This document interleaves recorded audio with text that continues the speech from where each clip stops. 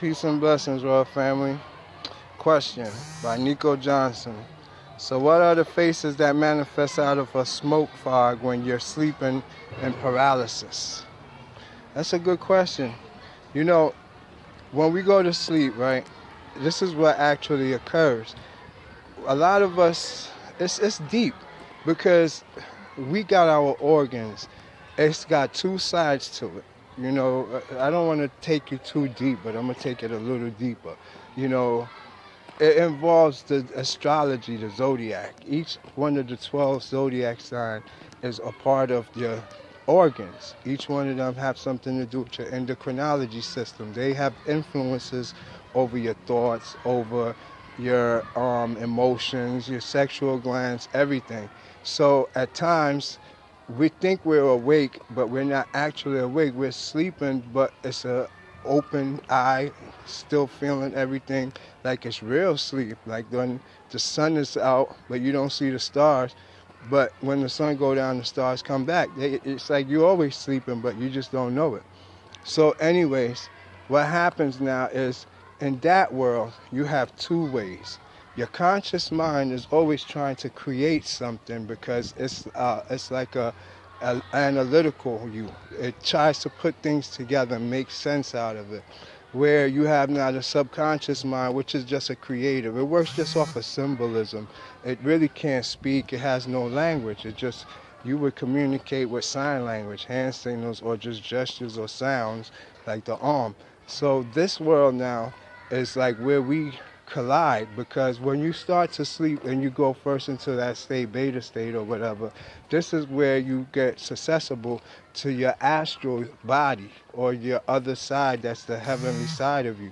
So when you go into beta sleep, it's like you go into like a cloud type environment, which is really in the clouds. Everything is close by and it's held there for you. So those assignments that you get in there requires for you to actually see the cloud beings, what we call gods today. It's your teachers. But when we go into our dream, what we call dream, is actually we do a mental projection over the gods, over the whole situation. Like, let me give you an example of what's a god. A god would be air. A god would be the trees, water. It's so many parts to it. Now you're talking when the tree, the air blow, it's another god that is actually is. Now it's not really the air no more like when the air is still compared to when the air is blowing. That's why they would say wind is a demon, or when you hear the wind, it's Lilith. It doesn't say air. So all the different frequencies now is where you get your many aspects of the gods from, and so by you understanding this part, you realize we don't want to see them in our astral eye, in our soul eye, which we all have. So what we do is we'll take pictures of the trees, the house, our apartment, our kids, our friends, and put it over each entity to make a so real experience. Like you in your house, or you going to the school or a library, or all of this is just your mental projection over energy of the ancestors. If you could see them, they would look scary. They're the actual ones that you're running from in your dreams that they never catch you, but you never get away either. But if you stop running, they'll stop because they don't have nothing to harm you with. It's just they ready to start your lesson, but you're facing really actually yourself. So, like I said, it's a lot of people who don't actually know the process. So this is the process that happens. When you close your eyes and you go into beta sleep, it's like yourself now have the astral body.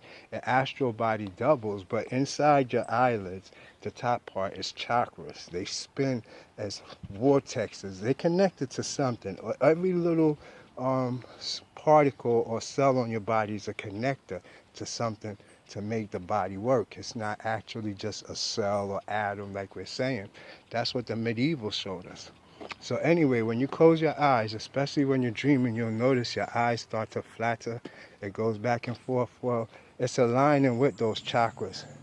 When they're aligned, you shoot through it to go up to the other kingdom, Asgard, the underworld. There's many places to do your lessons, other dimensions, dependent color frequency, what chakra you're in. It's a whole bunch of different things to take into perspective when you're going into there, your mood, your demeanor. So once you go now into there, it's actually you in your pure form. You like when you was first born as a child seeders, because they see the ether. The ether, what we see is, we would think is a gas. It's nothing like that. If we look at it, ether, think of the Windows computer program, where you take in all the files of the pictures you're going to have and put it in one folder, and you name that folder ether. Being that we're in a fourth dimensional view, it ain't solid. You can see through it. Everything is see through. Being that it don't have the mineral kingdom in it, which will make it more solid, it's always in a state of dissolution and come back. So it's now a smoke that is always forming and coming back. That's why you see it running. So this is what ether is, but it's the main data source of all that is the pictures we see. Keep in mind, you don't see outside of you. You see signals upside down in your head. So whatever's outside of you is just vibration. Keep this in mind. Jump up and see if you stay up. You can't. Something is holding you down. Try to turn around. You can't. You only could go forward. If you turn around, your back goes the other way too. You can't turn and face your back because you can't go backwards. So you're under certain laws that you just can't break. Birds. Everybody want to be a bird and fly. It's the hardest thing, and it's the worst torture in the world. It's still being pulled down. He has to stop. He's still constrained to the same laws as human beings.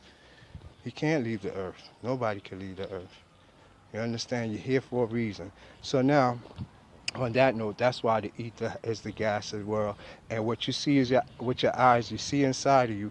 So now that now registers to your ethereal body, your soul. Your soul is the holder of all the information that you possess, which is like mandalas, symbols, and it projects light into it, and it shoots back into here, and you see this reality. That's why everything is around 7. You have 7 chakras. You only can see 7 colors in light, which give you your millions of colors, but it's not all there.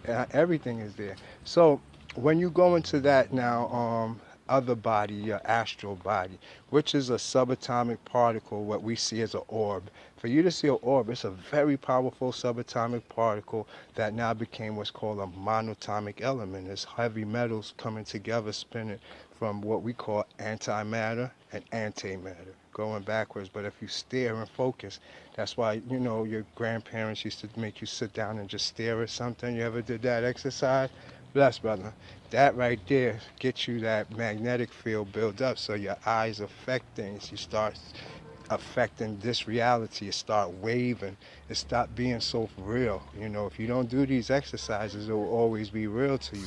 So if you're doing them, you have to understand that your reality is going to switch up every now and then. Light reflection renders you another world, reflective images, and you can't be scared. It becomes part of what's called a DNA growth, because as you go from more DNA strands, you actually see more. It's not just you're going to just, you know, turn into some feng shui thing. That's a dream.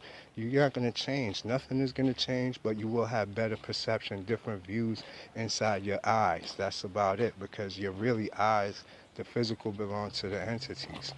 So anyways, now, once you get into that world as a subatomic, there's these spirits. You're in the cloud.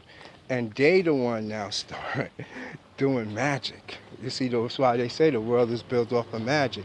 What you seeing as like you're going through a cloud, it's like they already got you. I passed that stage so long ago. That cloud thing don't work on me. I'm going to tell you about it. Hold on. Yes. You see, the cloud thing is the whole trick to this that they're not teaching you.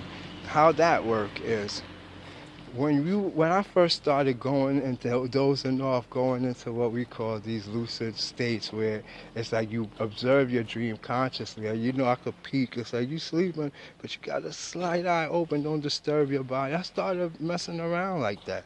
You know, I learned that from like counting, right when I'm in my most tiredest don't want to go to sleep, I count, and I could feel my body and me go to sleep for 1 second, but instantly I just wake. My consciousness will keep counting, but my eyes is closed, but I'm in like another world. So I could just stay there and don't move, don't disturb my body or wake up my conscious mind to make it and fix it into how it want. And I saw the pure thing. I didn't recognize what it was. I couldn't understand it, but it was there. It took me maybe about almost 5 months before I made it out, but something just told me, just keep looking and observing. Hello, how you doing? You know, and I just observed and observed until eventually I started recognizing what this was, recognizing what that was, because it don't look like us, it ain't shaped like us, it's totally different.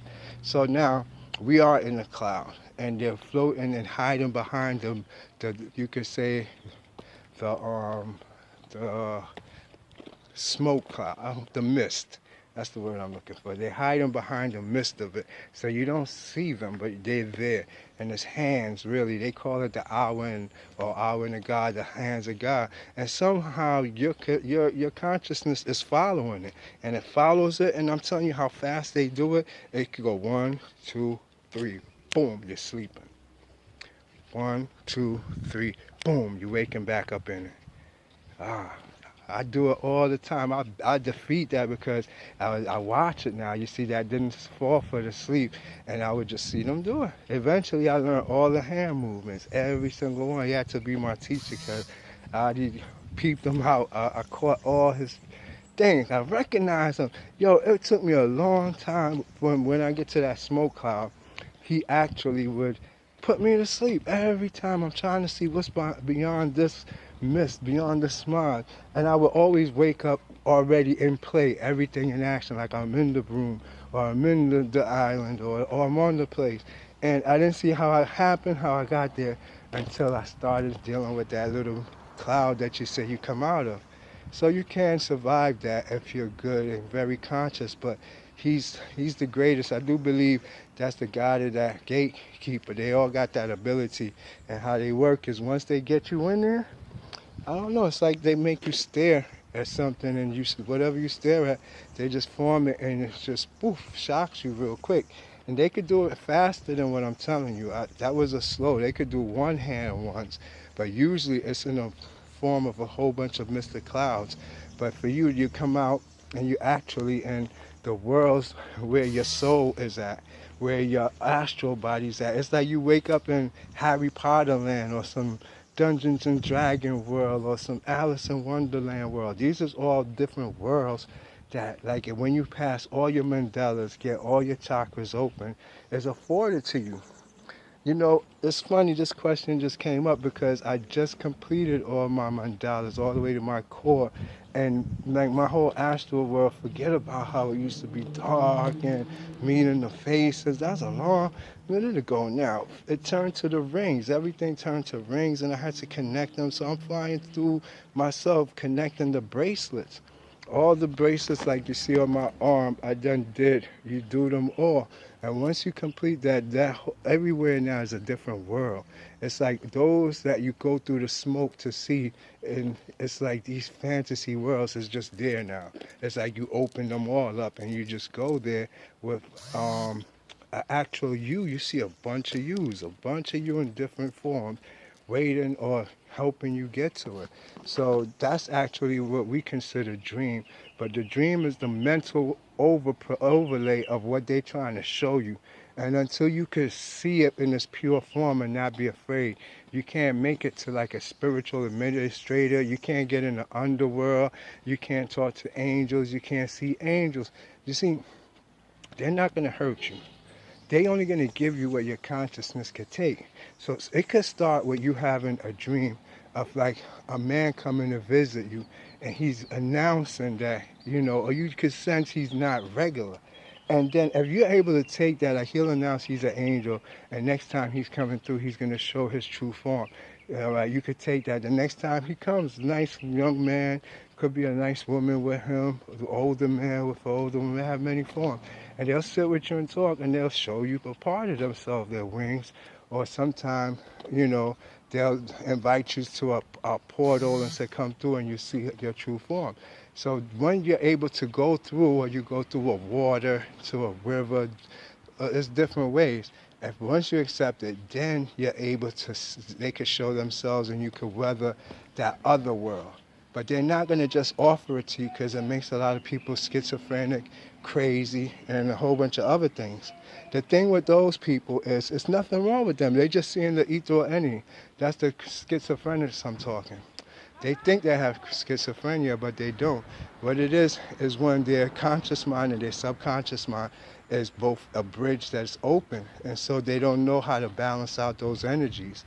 You know, I can help them because you could do sweeps, or you could just energy integration. It's like naturally my energy complements theirs, so it takes all that negativeness away from just talking to them or even just being around me.